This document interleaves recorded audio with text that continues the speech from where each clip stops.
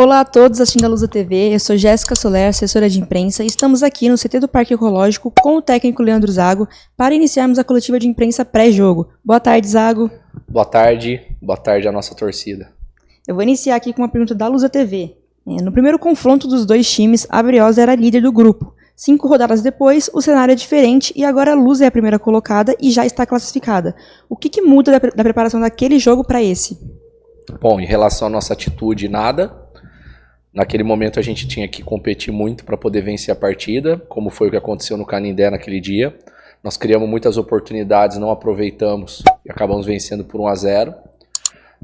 A equipe da Santista fez um bom jogo naquele dia, conseguiu estar com a bola mais do que a gente. A gente conseguiu controlar bem o jogo sem a bola, mas com a bola a gente acabou não conseguindo ter o mesmo sucesso que eles, né, no sentido de empurrar o time deles para trás. Mas em relação à atitude, nada muda, a gente vai para competir, é um adversário direto ali pela vaga, né, nós temos já uma situação muito bem encaminhada, eles ainda precisam de alguns pontos para a classificação, então a gente também acredita que vai ser um ambiente de jogo bem, que eles vão criar um ambiente de jogo bem forte ali para poder apoiá-los, né, no sentido de buscar esses pontos que faltam para classificar. Então a gente tem que estar muito atento, muito ligado em cada detalhe e muito já preparado para jogar um jogo com esse perfil, que é um jogo que vai ter uma cara de jogo já da segunda fase em diante. Muitos torcedores perguntaram como é que está a situação do Fernando Henrique. E aproveitando para falar dele, também queria que falasse do Paraíso, né? Os dois estão no DM e são jogadores aí mais propensos a voltar antes do Tomazella, por exemplo. Então queria saber um pouco como está a situação desses jogadores. Legal. Fernando já está no campo treinando, ainda num processo de transição, para ser utilizado só se fosse uma emergência ainda. Ele é um atleta muito importante, então a gente já busca estar com ele próximo do grupo, mas ainda está nesse processo de transição. Já está capaz de jogar, mas a gente ainda não quer correr riscos, então a gente ainda está preservando ao máximo. A gente acredita que aí semana que vem, ou no máximo na outra, ele já esteja liberado para jogo. E o Paraíso ainda tem algumas semanas ali para poder recuperar, que a lesão muscular dele é maior ali, né, do que aquelas que a gente já teve até agora, que foram resolvidas mais rápidas. Então ele ainda tem mais um período de DM, aí, algumas semanas, até ele ser liberado para a transição. O Christian Gedra, do Netlusa, ele perguntou se devemos ter mais novidades na escalação, como vem acontecendo nas últimas rodadas, e, com o time já garantido no mata-mata, se você pensa em poupar alguns jogadores e dar minutagem a outros atletas, principalmente os que retornaram de lesão, como o Bortoluzzi e o Luiz Felipe. Poupar não é o momento, é o nosso momento de consolidar a campanha, a gente tem que ver que a campanha geral, a melhor campanha geral nos dá vantagem.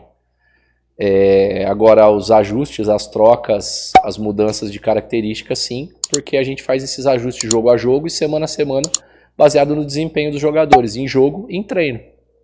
Então a gente vai buscando para ver qual o melhor encaixe, qual o melhor tipo qual jogador se encaixa ao tipo de jogo que a gente vai enfrentar.